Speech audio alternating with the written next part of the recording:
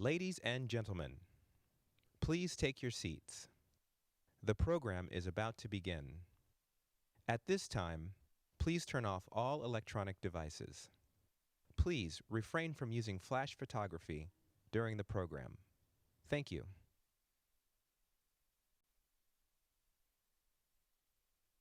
Ladies and gentlemen, please welcome United States Senator Ben Sasse.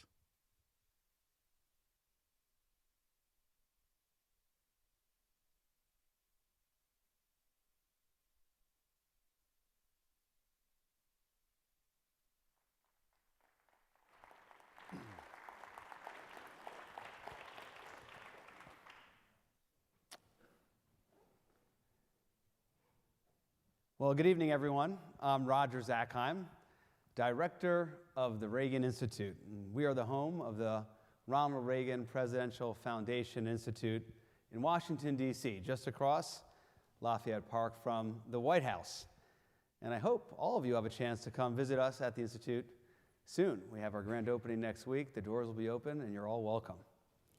Now, as is our tradition at the library, in honor of our men and women who defend our freedom around the world, please stand and join me in the Pledge of Allegiance. I pledge allegiance to the flag of the United States of America and to the republic for which it stands, one nation, under God, indivisible, with liberty and justice for all. You may be seated. Now, before we get started, there are a few people in the audience I'd like to recognize. First, Senator Ben Sasse's wife, Melissa, and his two children, Corey and Breck. Great to have you here tonight.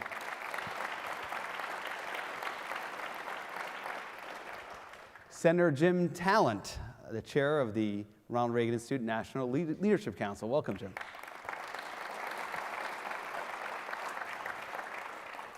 And of course, the executive director of the Ronald Reagan Presidential Foundation Institute, my boss, John Heybush.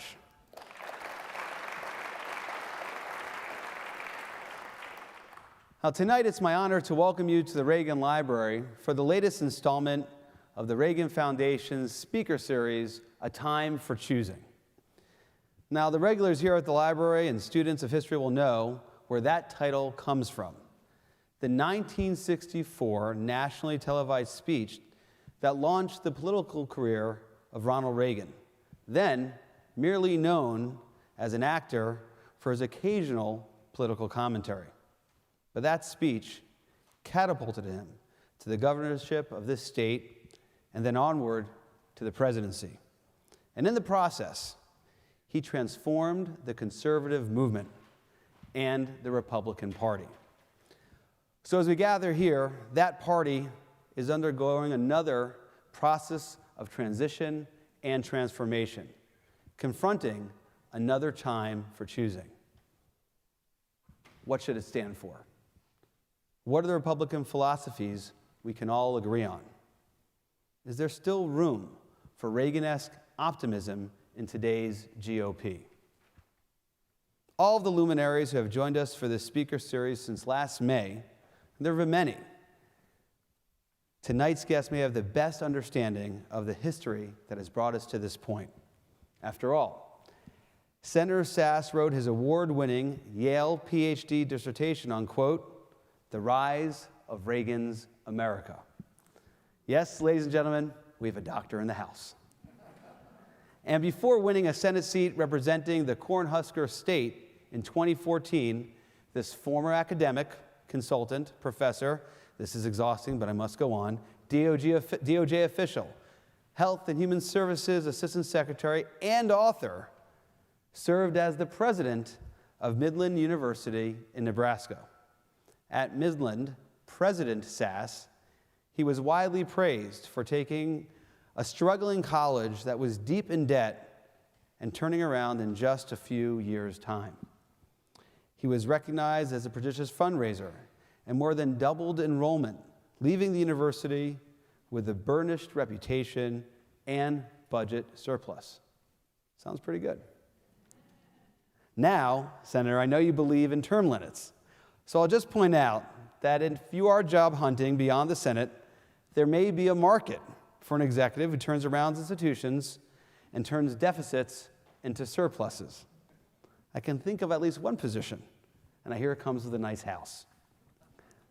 But kidding aside, this speaker series is less about who should run for office and more about what values and policies Republicans should advance, not just for the good of the party, but for the good of the nation. Senator Sasse has set himself apart as a leader unafraid to criticize what he views as his own party's shortcomings. He's bluntly disagreed with party leaders, voted to impeach a fellow Republican, and even denounced his colleagues, quote, jackassery. And that's his word, not mine. And he has a PhD, so it must be an intelligent thing to say.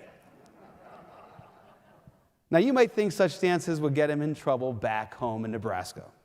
But in 2020, he was easily reelected, won all 93 counties, outperformed the top of the ticket, and earned the most votes in history of Nebraska politics.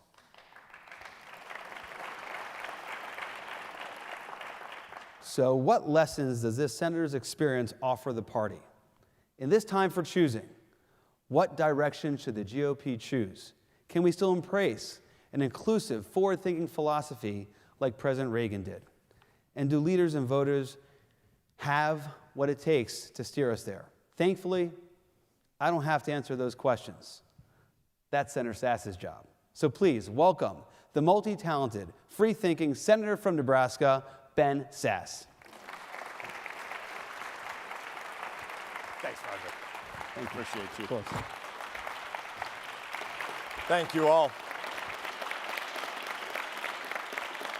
Thank you. It is great to be with you. Roger, thank you for that generous introduction.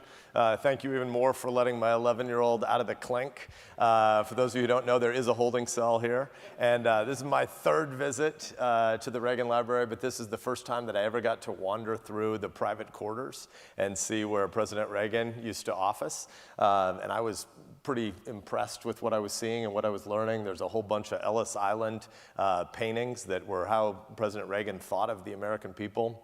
Pretty gorgeous bits of work and a real inspiration. And I was being careful not to touch anything, and I heard that my 11-year-old had been through that space about 20 minutes before and had found a presidential baseball, and evidently you're not supposed to touch, so he was temporarily put in a cell. But I'm glad, Roger, that you got him out, so thank you for having me. The Time for Choosing series is incredibly important, and I'm incredibly honored to be here.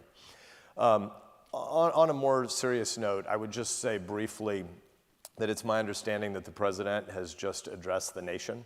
I didn't get a chance to see that. And he was making a bunch of proposals about guns and about mental health issues. And I know that we'll be having discussions about that next week. I'm not going to speak to that tonight. I don't want to get ahead of my colleague on the Judiciary Committee, John Cornyn, who's leading the Republican side of that Senate negotiation. So I'm not going to speak to that tonight, but I just want to acknowledge that I understand the president just did address the nation on that topic. I was invited here to speak about the big challenges of the next decade and indeed the rest of the 21st century for our nation, but also for the party of Abraham Lincoln and the party of Ronald Reagan and for the conservative movement and where we're headed. So we live in an odd time, so I think we should start with an odd fact, and that is that the vast majority of Americans now say that it feels like we're in decline. 80% of the left, more than that of the middle, and breaking 90% of the right say they think the country's headed in the wrong direction and they think we might be on permanent decline. It's not hard to see why. Fatherlessness, the epidemic of opioids and suicide, the loss of community, foreign policy humiliations, runaway inflation, the addictive horror of a 24-hour news cycle. It feels like we're inundated with terrible news, and that feels new because as Americans, we aren't used to thinking about bad news as the thing that floods over us. We think of ourselves as an optimistic people, or we used to anyway. But in another sense, this angst, it isn't entirely new because in self-government, freedom is always fragile, the stakes are always high, which means that the to-do list before us always feels a bit pressure-filled. That nagging sense that we might be on the verge of decline makes some sense when we remember that each generation has to pass this republic on to the next generation. And passing it on isn't inevitable. It takes work. It feels a bit daunting, partly because it should feel a bit daunting. But when President Reagan reminded us that freedom is never more than one generation away from extinction, he wasn't saying it with a heavy heart. He was laying out a challenge. It's a challenge that flows from a blessing. His point was this: it's up to us. There's no king gonna do it for us. It's up to you, and it's up to me to pass along this unbelievable American generation to the next American country, the American Republic, to the next generation. So yeah, it feels a bit daunting, but it can't incapacitate us. It can't render us passive. Every generation has a choice: to get up off the couch and build, or to resign as the rich kid who lets the family business fall apart. Because make no mistake, the loss of self-confidence that we're experiencing, it has disastrous real-world effects. Let's look at the case study of how our entitlement and our drift and our lack of self-confidence over the last decade, how that produced the debacle in Afghanistan. Let's use that as a case study. The American people, as President Reagan regularly reminded us, have an uncommon gift of common sense on those issues that they choose to tune into. Unfortunately, most folks tuned out on Afghanistan, and the painful consequences, the scars that are gonna last, followed from that decision that was made by weak isolationists in 2 consecutive administrations that chose decline over honor, chose fantasy over facts. The American people, they had better ideas. The American people never for a minute thought that the Taliban could be trusted. The American people never endorsed a surrender agreement at Doha. The American people didn't think that sticking to that foolish agreement, even as the Taliban were brazenly breaking their word, they didn't think that could be spun as a, quote, extraordinary success. The American people didn't like being lied to about what was happening at Karzai Airport. They didn't like the absurd decision to abandon Bagram Air Force Base that had been secured previously with so much blood. No, the American people over the last year decided to see the world as it is, not as Flax told them to pretend to see it. The American people looked at desperate Afghans, many interpreters and drivers who had risked their lives for our troops and to whom we had in turn given our word. We saw them fall off of C-17 wheel wells, and we felt sick, as we should have. We looked at anguished parents who handed babies over barbed wire to strangers, and Americans wept. And then we looked at the ass covering and the blame shifting of the permanent inhabitants of Washington and regular moms and dads in Nebraska and regular moms and dads in Southern California were indignant. The American people don't like feckless leaders who humiliate this nation. The last 2 administrations have bowed to the Taliban. The American people are not in favor of that. The American people don't like defeat. But defeat is exactly where the loud isolationists, long of the left and now also of the right, were demanding that we go. The catastrophe in Afghanistan is a stark example of how defeatism at home produces chaos abroad that can then boomerang back on us. And we're in for more of that if we submit to the demands of the prophets of doom and dismay that we should retreat even more broadly. Thoroughgoing isolationism will neither rationalize our national security priorities nor drive us to more hard-nosed alliances and partnerships. These isolationists offer the mirage of fortress security when what they're really doing is just handing power to global forces that want to make the world more unstable and more dangerous. The new isolationists present themselves as if they're the hard-headed realists, but it's not true. They're the ones with stars in their eyes as they decide to ostrich see only one side of a balance sheet. They pretend that retreat from the world could help us focus on nation building at home and that this can happen, Pollyannish, miracle, with no cost at all. In reality, national security involves actual trade-offs. And the retreat they champion comes at a hard, high cost. Here's the reality. For the last 75 years, with the US as the globe's unrivaled superpower, we have seen shocking peace. We have seen shocking prosperity by every single historical measure. Too often, we pit idealism and realism against each other in an ivory tower philosophy seminar kind of way that doesn't grapple with the real world we've actually inherited. For in the flesh and blood world of lived experience, American idealism about human dignity, it helped create immense realist geopolitical stability. And the American military, our might, it enabled the spread of human rights and broader representation, and private property rights and land reform, and it unleashed entrepreneurial innovation on every continent, thereby uplifting millions of families and innumerable communities. That's the reality of the last 75 years. Let's state it more brass tacks. American military and economic engagement wasn't some charity. After the Second World War, our grandparents literally built the world.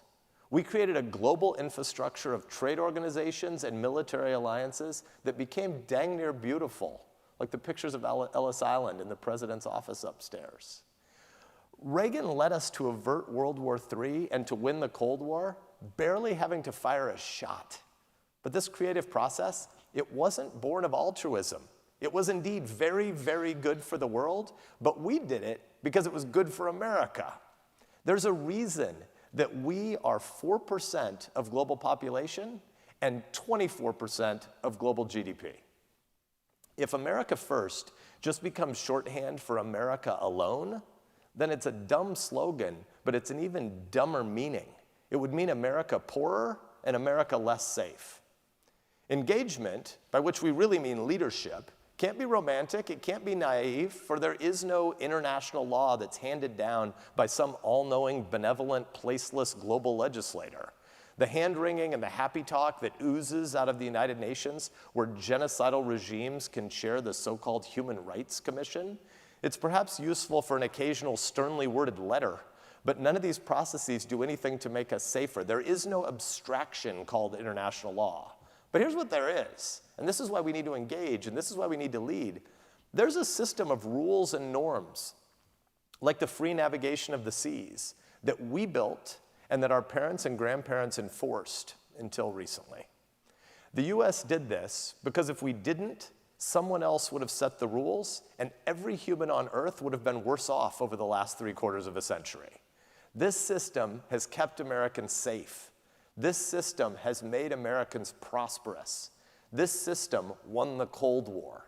And the result has been that the US and lots of our allies and lots of other nations as well became safer and richer than they would have been without US leadership. It has been very positive sum. Isolationists like to quote John Quincy Adams' famous warning about an American going abroad, quote, in search of monsters to destroy. But we're not knights errant, and we never have been. What we've been doing over the last several decades is establishing, by every means at our disposal, ways to keep the monsters at bay. Because monsters try to come back. Monsters threaten again. Just ask Zelensky. Ask the moms of Mariupol. America has a decisive role to play on the global stage, and that role is more urgent now in our new era of great power politics. The Pax Americana that prevailed after the Cold War has badly frayed in recent years, and on the horizon are new adversaries eager to exploit our decline and to expedite our fall. It will be mostly our choice whether they succeed. The biggest threat to the American-led order is the Chinese Communist Party and the technologies that they think their centralized system will harness faster and better than our decentralized system. The rise of this belligerent, confident, expansionistic, indeed imperialistic Communist Party, it's the competitive challenge that will define much of the next half-century. Beijing is not only an economic competitor, although they do have a strong hand over global trade and currency flows that subvert markets and the liberty that markets make possible. Beijing is not only a military competitor, although their advances in AI-enabled autonomous vehicles threaten many links of American technological superiority. Most fundamentally, though, 21st century Beijing is now a competitor on the field of ideas with their different vision of humanity. Beijing is proposing a new way of life, an unprecedented digital totalitarianism that would govern and regulate the most intimate details of individual and family and communal life, trying to turn every person and the devices they carry into the eyes and ears of the regime. That's what we face. We've already felt how the CCP's tentacles can reach into daily life on this continent. We've seen the OPM hack of more than 20 million Americans' confidential information, including their sexual histories and infidelities, and their drug experiences that they told FBI security clearance background investigators. China has all of that data now from your SF-86s. We've seen TikTok and 23andMe compile massive location and genetic data on private American citizens. We've seen how Chairman Xi can use corporate lust for access to China's consumer markets as a tool to squeeze cowardly concessions from American businesses and American sport leagues. Concessions like firing employees for saying "stand with Hong Kong," or the despicable cowardice of C-suites willing to keep silent about the genocide of the Uyghurs in Xinjiang, including the organ harvesting that has been disclosed publicly in new ways in the last 72 hours. A tightly interconnected world makes it possible for Xi's thugs to export digital totalitarianism around the world. But technological development isn't something we can wish away, nor should we want to. This must be a reality-based party. And that means admitting that the world, though disorientingly smaller than it has been in the past, is still larger today than it will be tomorrow. It'll still be larger tomorrow than it will be a decade out. The world is going to become more linked. That is inevitable, and thus smaller still ever more into the future, for good and for ill. These threats are real, and China's power-hungry leadership is coming for us, whether we reflect sufficiently on this reality or not. It is reality. No amount of pretending or ignoring or hiding can make that go away. The defining national security question of the next 2 decades is whether we'll have a second American century or whether we will submit to a CCP-led world order. I know which side I'm on. But if America is going to lead the next century, it's going to require us to get our act together and do some big, hard things, and soon. This won't be easy.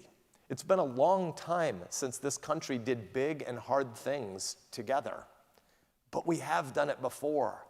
We come from generations of people called upon to rise and to protect this place and its people, and to do the hard work of building. It's great news, what we've inherited, but it also means that we're a bunch of kids who've been living off our grandparents' inheritance from World War II and the Cold War, and the money's starting to run out, and we're gonna have to do something. That can be either really bad news, or it can be a chance for us to build something big and hopeful again, like they did, and like they bequeathed to us. I know what I want. This American rebuild agenda depends first and foremost on the American people. We need a revival of American self-confidence. We need leaders who live and breathe that self-confidence so that we can inspire a generation of self-confident Americans and American families and American communities and American startups. This is a nationwide challenge. It's a whole of society calling. But here, because of the context, the Time for Choosing series, I want to speak for a minute just to my own party. We Republicans, we have a big choice to make. We can either continue to drift as a party that exists increasingly as a vehicle for the grievances of the angriest, oldest folks, or we could be a future-focused party of 2030, with policies centered on the future of work and the future of war. We need to give Americans confidence again as they enter a dizzying world where the digital revolution is remaking every segment of the economy and is going to end lifelong work for almost everyone. The American people are second to none.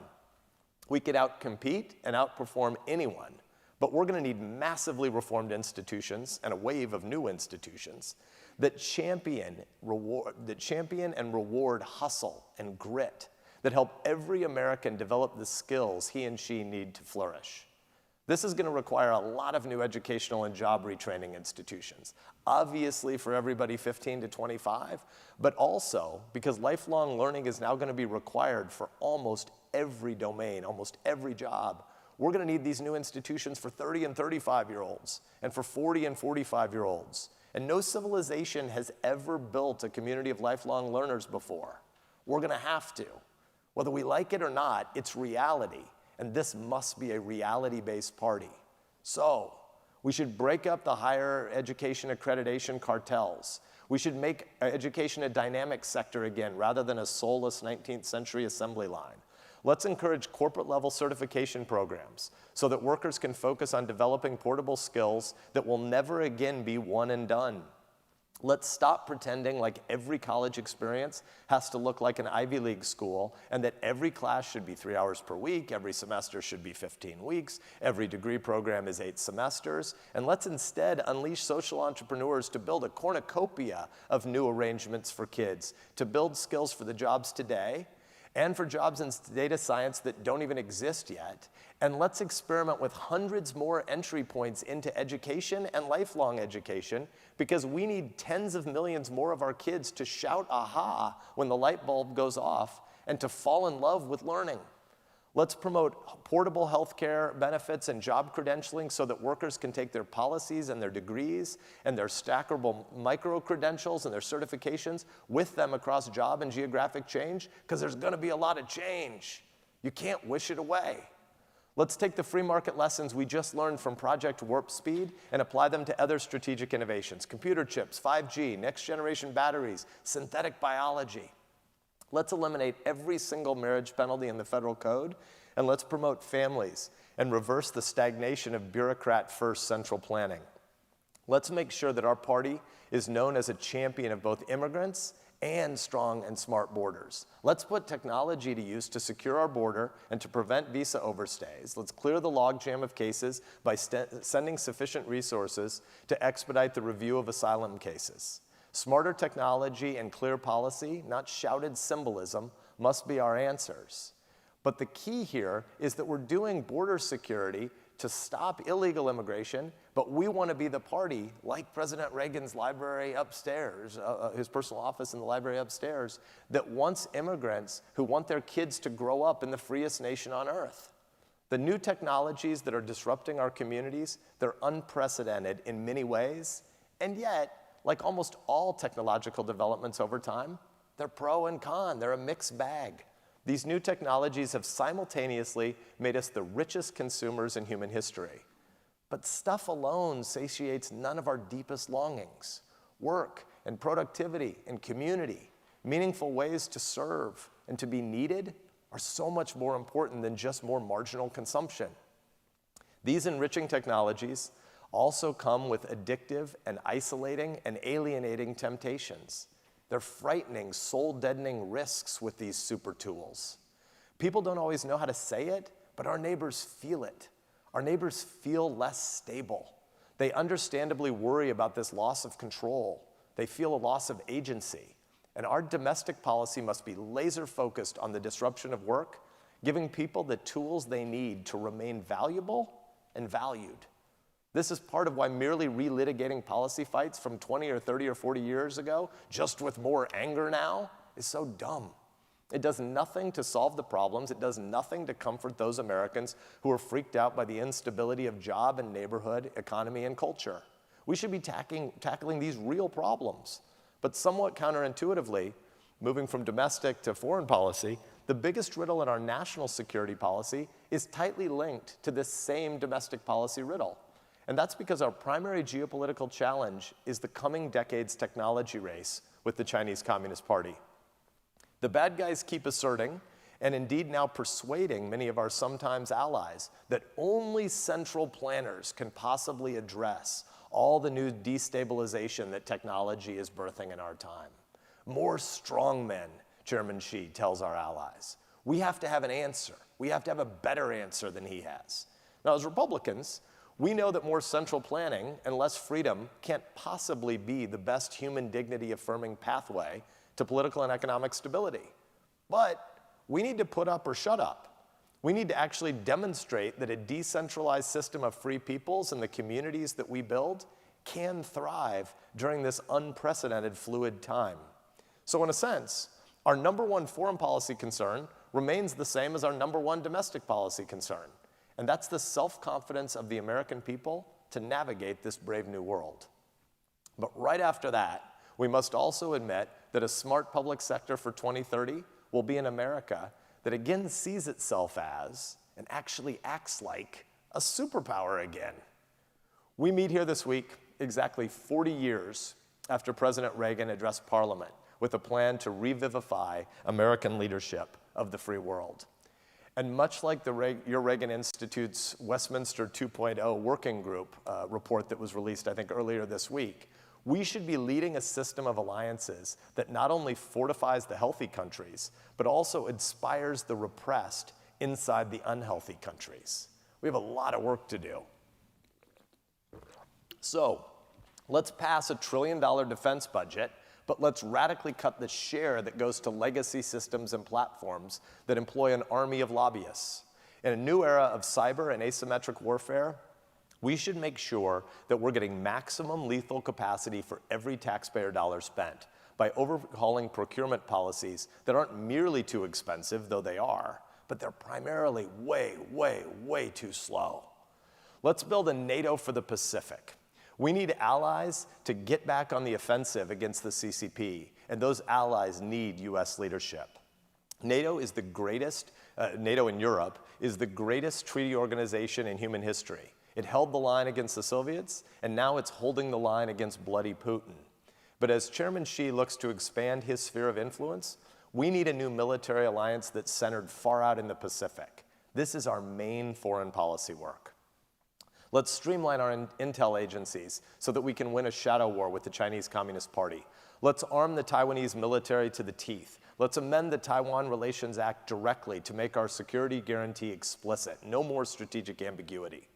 Let's pair military partnerships with economic partnerships and end the nonsense anti-trade policies of the last two administrations. Pacific NATO should be a free trade zone as well. Trade is a win-win because when Americans compete, we win. Nobody outthinks, outhustles, or outworks the American people. We built an American order that saw us through the Cold War, and we can build a new American order that will see us through the coming conflict with the Beijing tyrant that is seeking to export his dehumanizing surveillance state autocracy and the related technologies. Now, I know that faster than I can get the words out of my mouth, there's a legion of pessimists on the left and increasingly on the right that'll line up to tell us why we can't do any of that. Their pessimism is poison, and we have lots of peddlers of this poison. On the left and on the right, legions of prophets of decline now. You know, since the earliest days of the progressive movement 100 years ago, we always had a Blame America First crowd that was ready to tell us why America was evil, and then why America could not possibly beat the Soviets, and why America could never be any more than the sum of her sins. It's a long tradition. It inspired Teddy Roosevelt's beautiful homage to the man in the arena and his slapdown of their tireless, whiny, anti-America critiques. The Blame America First tradition, the Americans are too weak to build or to fix anything tradition, it's old. But here's what's new. What's different now is that we have so many on the right who've joined in this whining. More false prophets of pessimism, just from a different heretical sect.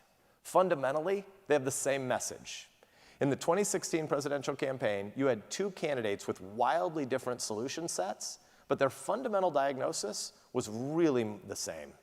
The system's rigged, you're getting screwed, you're a victim, the country's going down the tubes. You're victims. The left wants a powerful, nameless, but supposedly benevolent bureaucracy. The right wants a strongman daddy figure. But the loudest of them all agree on one thing. America, the one the founders gave us, the one kept for us by our parents and grandparents, it doesn't work anymore. It can't work anymore.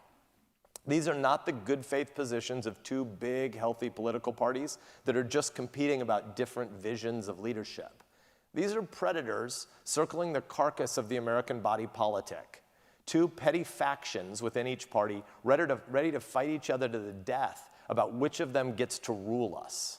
We should reject all such warped visions of this glorious inheritance we've received.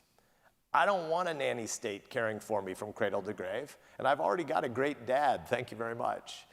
I want us to be America again.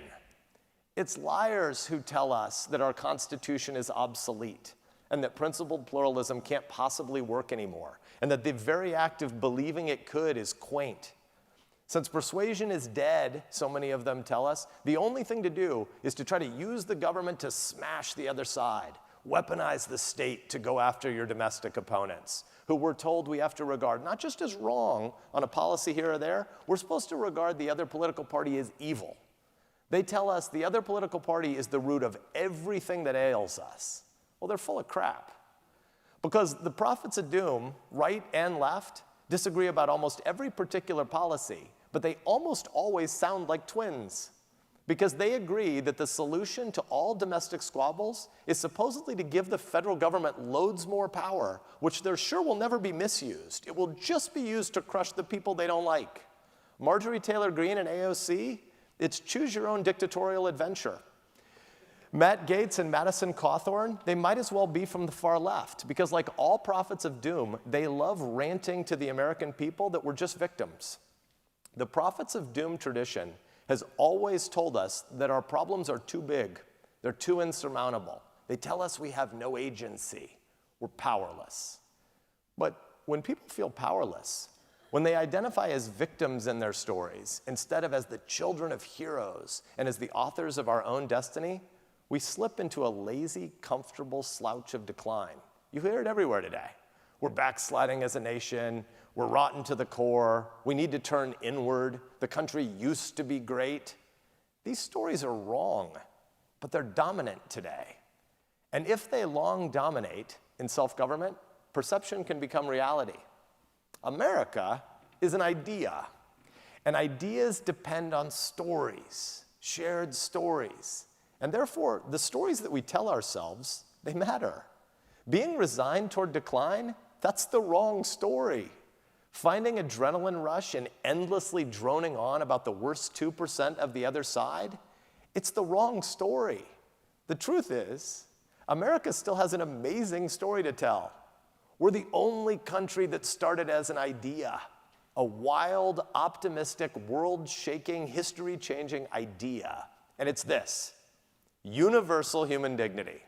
People are fallen, but we're also ensouled and big and filled with potential and meant to rule ourselves.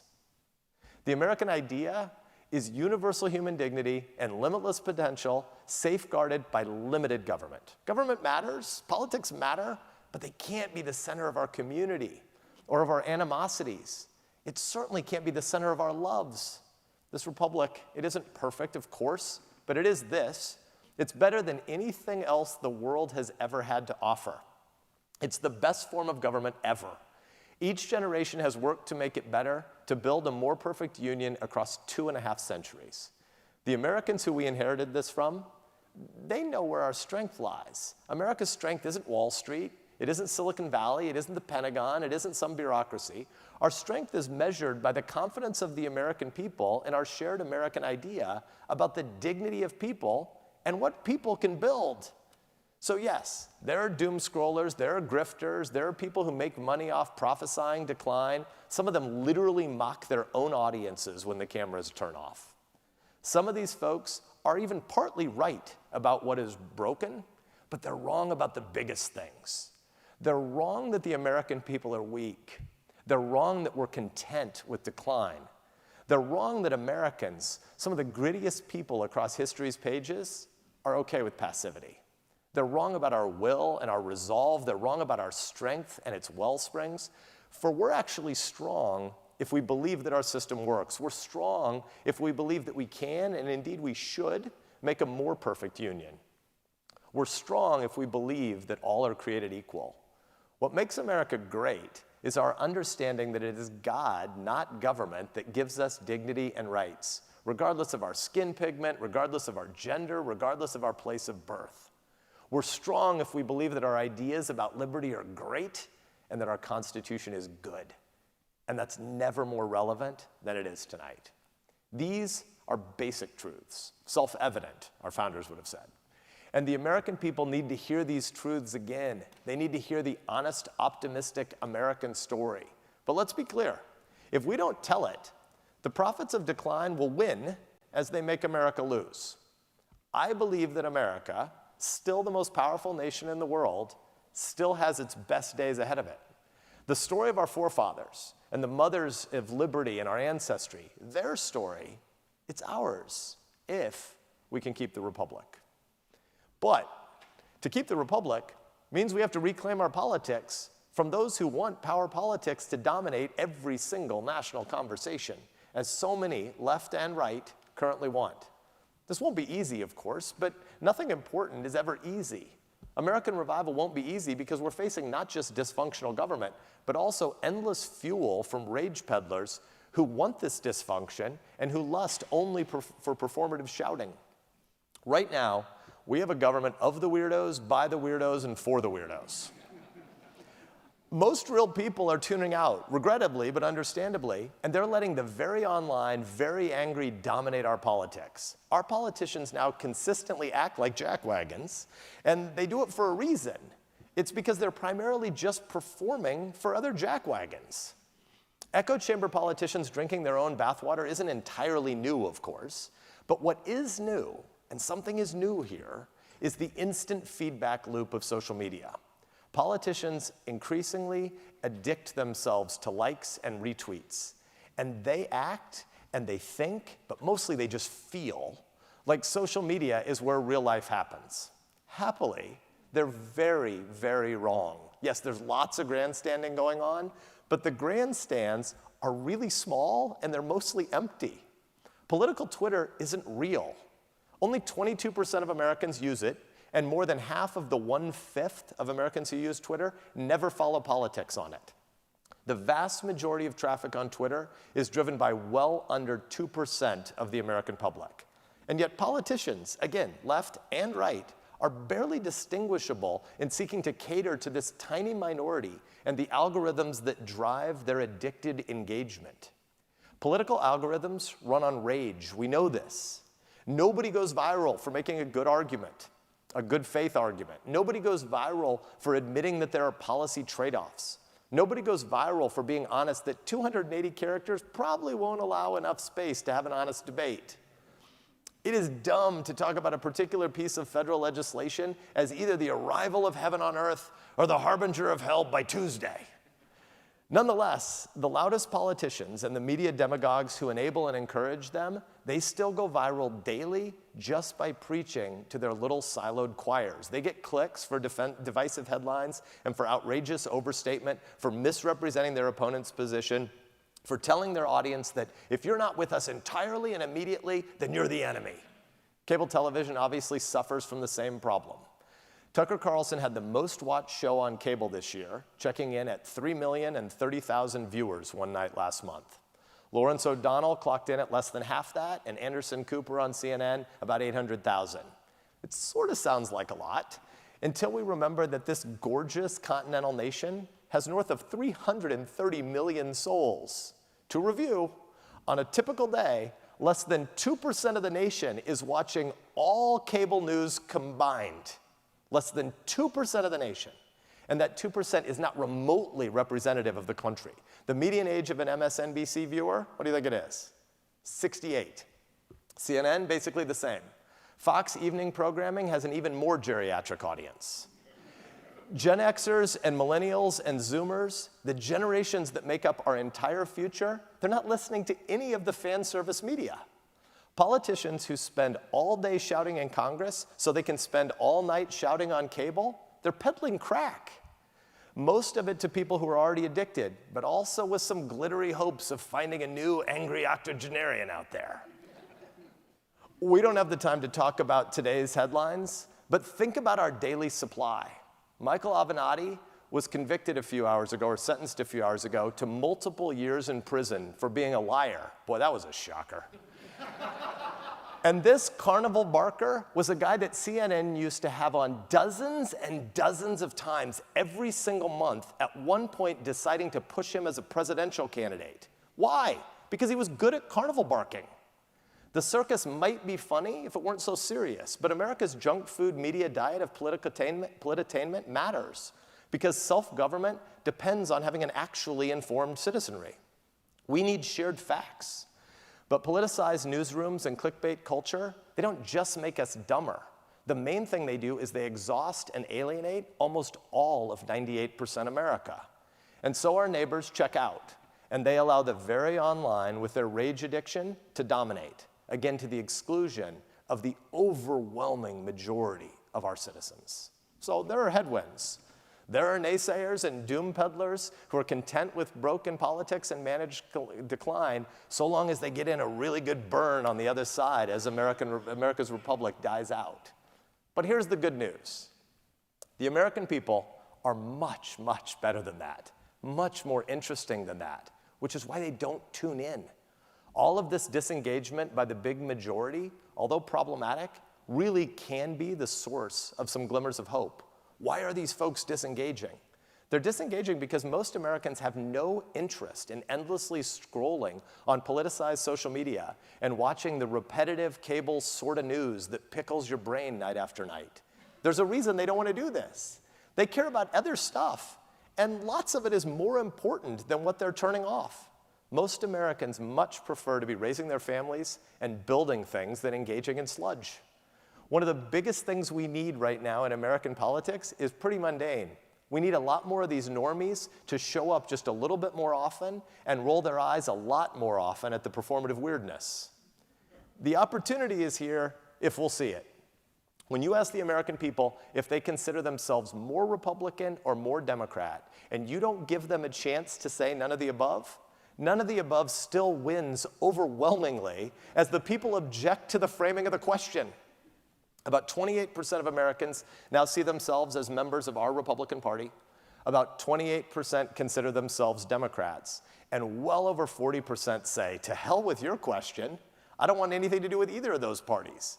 I'm convinced that if you asked this question in this way, and you allowed people to identify as mostly disconnected from both political parties, rather than having to feel that they are one or the other, well over half of all respondents would answer other. So who's speaking to these Americans? Who's offering them an optimistic, future-focused vision? Who's reminding them of our glorious civics inheritance? Almost no one. Why not us? Think how long it has been since the American people have heard a big, optimistic, Reagan-like aspirational message. A 33-year-old American has seen a Republican president win the popular vote only once in her entire lifetime. And that was in the aftermath of 9/11 when the Dems decided to run an heiress-marrying throwback anti-war candidate from the 60s. That is the only time a Republican has won the popular vote in the entire lifetime of anyone 33 or under in this country. Shouldn't the Republican Party have something to say to that woman? We've got to do better. We've got to be speaking to people who tuned out of both parties a decade ago. We've got to be speaking to men and women who can't stand preach to the choir politics because in the real world, they're used to trying to get things done. They don't want mere performance. They don't want mere shouting. The time is now. There has arguably never been a better time to make this the majority party than at a moment when so many Americans are hungry for something bigger. They know disruption is on the horizon, and they want something optimistic. Frankly, they'd probably just settle for something sane. This is our moment if we'll take it. The other party is increasingly drunk on elite leftism at the national level, woefully disconnected from their historic working class base in places like Nebraska. There is little room for honest debate inside the Democrats right now, when so many are sprinting from the somewhat left to the far left, frantically trying to recast themselves as mini Bernie Sanders bobbleheads. Their current student loan forgiveness proposal is a massive transfer from median Americans to richer Americans. Our current president won their primary, and then he was elected by claiming that he would be responsible and moderate, and then he immediately handed the staffing of his White House to far-left 20-somethings and a chief of staff who literally lives on Twitter. That is Ron Klain's constituency. This is a disconnected national party right now, and they are trying to choose between shout your abortion and defund the police. That's the range at the national level. Oh, by the way, they have two moderates. Why is it that Joe Manchin and Kyrsten Sinema get so many vile threats from their own party? Their party has no room for intellectual diversity, even though they claim that diversity is one of their fundamental touchstones. There just isn't any right now. They're monotonous, predictable, and stale, and really unattractive to the fastest growing demographic in the country, Hispanics, and to the big winnable middle of this country more broadly. I want to be clear, the Democratic Party's appeal to the farthest left 10% nonsense, it's not good for the country. I wish there were a more credible Democratic Party right now, but it's reality, and so it gives us an opening. We shouldn't snatch defeat from the jaws of victory. Facing this kind of shoot yourself in the foot stupid tribalism, why the heck would our party want to try to mirror the same thing? Debate sharpens ideas. Debate wins voters by treating them like adults. The namesake of this building preached that someone who agrees with you on 80 or 90% of the issues, or even just on the majority of values, is an almost all the time friend and ally, not a slippery slope tainted enemy. This party should be a big tent. We've got fiscal conservatives, we've got social conservatives, we have budget hawks and deficit hawks, we have populists and constitutionalists. Like some of the best things in life, it's complicated and it's messy and it's great. It's what makes a party strong. And frankly, it's what makes me optimistic about the future. What this party cannot be is a cult of personality and grievance. Those are the hallmarks of anti-conservatism. I'm a Republican because I'm a conservative, and I'm a conservative because I believe in gratitude. Everyone born here is immensely blessed, and the heart of keeping the republic always starts with gratitude. American conservatives, we don't traffic in grievance. Our party must reject politicians who tell the American people that they're victims. We embrace leaders who tell the American people that we can write our own destiny. Americans have never wallowed in self-pity. The people who built this country and passed it on to us and sought to make it better and more expansive and more inclusive, they weren't whining. Our history is dominated by people who refused to settle, people who smashed barriers, men and women who built this better nation and bequeathed it to us. The Harriet Tubmans and the George Washingtons, Susan B. Anthony and MLK, Neil Armstrong and Rosa Parks, Amelia Earhart and Jackie Robinson, and the ever-cheerful Ronald Reagan. We in this country and in this party, we embrace leaders who understand that America makes legends, not victims. American conservatives don't peddle cheap nostalgia. Our moment requires leaders who will look the American people in the eye, tell them hard truths, but not sacrifice the optimism and the idealism and the aspiration. Americans have the confidence to innovate our way through challenges, for innovation is this nation's lifeblood. We invented the assembly line and the light bulb. The Wright brothers captured the world at Kitty Hawk. Americans walked on the moon. American companies just built the vaccines that defeated COVID. We're in the middle of a digital revolution that's going to upend a lot. It's going to jostle society, and it's happening whether we like it or not. Politicians who sell false promises of a return to a 1950s economy, they're selling opioids and dependency. It's the leaders who tell the truth about how Americans can go now and build the economy of the 2050s. Those are the people who empower our citizens. We should embrace leaders who understand that America has innovated, can innovate, and will innovate. Conservatives don't shrink meekly away from the global stage. We embrace leaders who have the strength to stand up to despots. Americans ended slavery. Americans defeated Nazis. Americans prevailed over communism. Americans must stand for freedom-loving people around the world. Don't listen to leaders who will make excuses for Xi or Putin. Don't listen to leaders who cut deals with the Taliban. Don't listen to leaders who play footsie with genocidal maniacs. We embrace leaders who tell the stories of the freedom fighters, who defend our allies, who champion human dignity, who celebrate the Hong Kongers in the streets, who arm Ukrainians, who sound the alarm for Taiwan, and who refuse to disguise the weakness of isolationism with the cynical false pretense of realism. This is indeed a time for choosing. This is our moment to choose to reject decline and to build better. Americans have never believed that this is as good as it gets or that our best days are in the rearview mirror, and we're not about to start now. This is our moment to reject the weirdness-addicted political bingers who preach Jeremiad and despair to their little choirs. Healthy Americans have always known that politics and politicians should definitely not be the center of American life. This is our moment to engage the world, not cower and shrink away. Americans have always understood that we are strong because we are good. This is our moment to build an American-led future. This is our moment to out-innovate, out-compete, and outperform the Chinese Communist Party, formidable foe though it is. Because the totalitarian certainty they have is that humans are small and weak and tameable. Well, they're wrong. This is not America's anthropology. This is not America's idea about Americans or of anyone else who has been created in God's image. Our view is that men and women, though flawed, are glorious, and that government, although necessary, isn't the point of it all. Abraham Lincoln, 180 years ago, rendered his judgment at the Lyceum that, quote, "If destruction be our lot, we must ourselves be its author and finisher. As a nation of free men, we must live through all time or die by suicide." Heavy stuff, dire, obviously. But what he was saying is implicitly filled with hope. Because what he's saying is that we're big. We're big enough that no outside force alone could possibly beat us. Big enough that we can resolve to reform and return and revive and rebuild. The choice really is ours. This is America's moment. The American people are ready. They want better. They want more. This ought to be the Republican Party's moment. The question is whether we, the party of Lincoln and Reagan, will again make that big American choice. I know what I'm betting on.